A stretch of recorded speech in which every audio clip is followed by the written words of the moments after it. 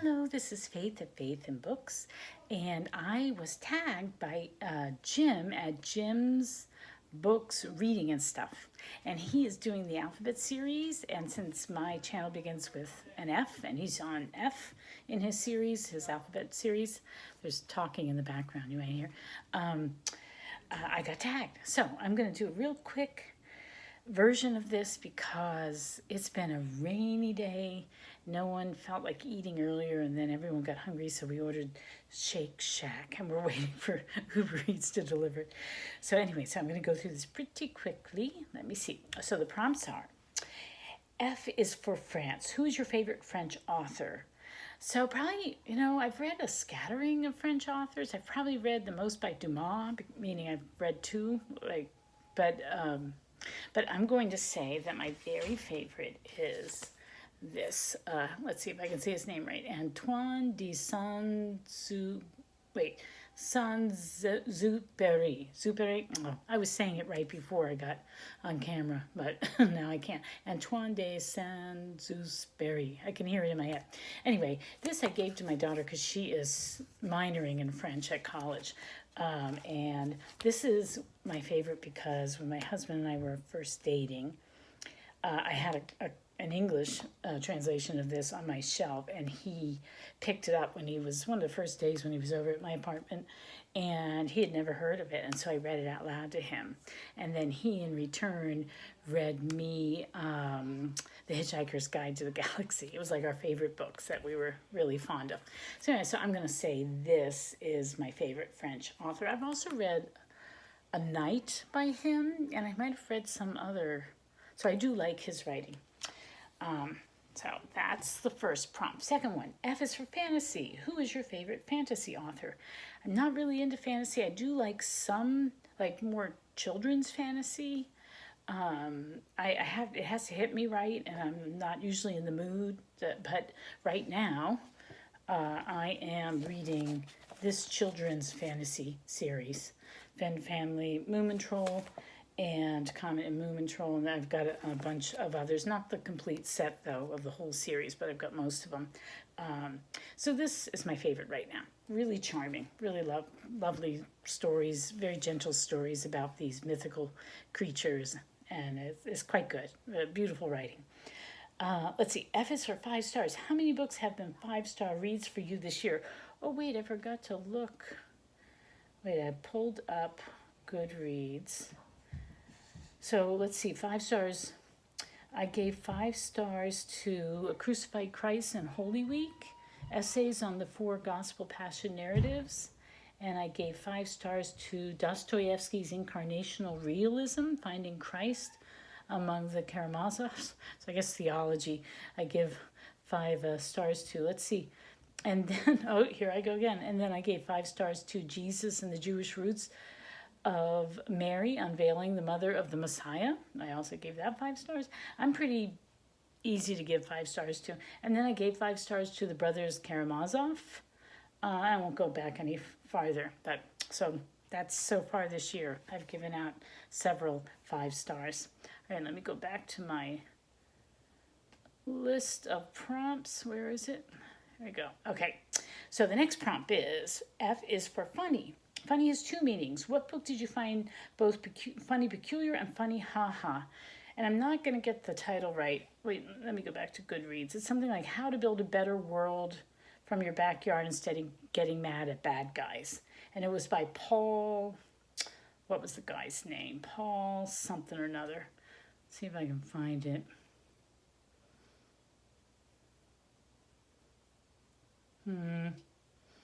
Oh, it must be on the next page over. Okay, let me find the little 2. Go back one. Okay, where is it?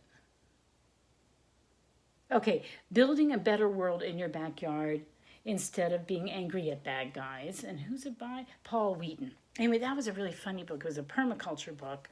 And this guy lives out in Montana. It was peculiar in that he's a very quirky guy, but also he just had very It was peculiar in that it was peculiar to his area of the world, and he was coming up with these solutions that were very, very specific to his locality and his geography. And at the same time, it was laugh out loud funny. The guy is really funny. He's crude, but he's funny. So it was a very entertaining read and thought provoking. I don't know how. It was partially practical, but not as practical as you would hope for it to be. But anyway, that's the last book that I read that was both funny, peculiar, and funny, haha. Let me go back to my, having trouble with my cursor. Okay. All right, next one. Phone's ringing downstairs. Okay, F is for Fight Club and film adaptation. What book and film adaptation both merited 5 stars in your opinion? So I'm going to say the Book of Exodus and the Prince of Egypt. The Disney animation, or was it Disney? I'm not sure, but it was, who was the director, even though it was animated. My brain is a sieve and the phone's ringing. That's distracting me. But anyway, it's the Prince of Egypt, the animated version, is just, I think it's spectacular. I love that movie. Also, To Kill a Mockingbird, both the novel is 5 stars, and then I think the adaptation with Gregory Peck is just spot on, pitch perfect. And then I also really like Emma Thompson's adaptation of Sense and Sensibility. She changes things, leaves things out, but I think that movie is really graceful, and it got the humor, and it really, I think she did an excellent job. So those are 3 of them that I can think of that I really think I enjoyed the story in book form, but then the film version was also very, very good. Let's see, F is for Frida. This is a chance to show off your furry friends. So I have a furry friend over there, my cat Clover, but I'm sitting here so that maybe you can see my finny friends. See? Can you see? Yeah. See that little thing swimming in the tank? That's an angelfish. I've got an angelfish, an eel, and a couple of other little fish. That's my husband's hobby, but yeah, I have finny friends. I also have a furry friend. F is for flower. What is the last book you read with the name of a flower in the title? And I actually Googled and got a list of books that have flowers in the title. And reading through that, I realized that I read Rose in Bloom by Louisa May Alcott during the Louisa May 2020 challenge. So that's the last book that I read with a flower in the title. And then F is for flash fiction. What are your thoughts or experiences of this medium? I have to say I've never thought about it. I don't think I've read very much, except I was familiar with Jim's example of Hemingway's story, For Sale. What is it? Baby Shoes Never Worn.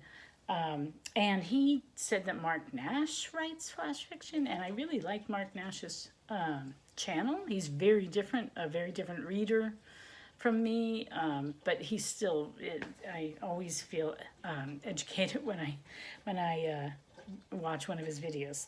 So he does flash fiction, so that would be interesting to explore. I might do that. That's kind of neat to be watching videos by somebody who's an author. Let's see.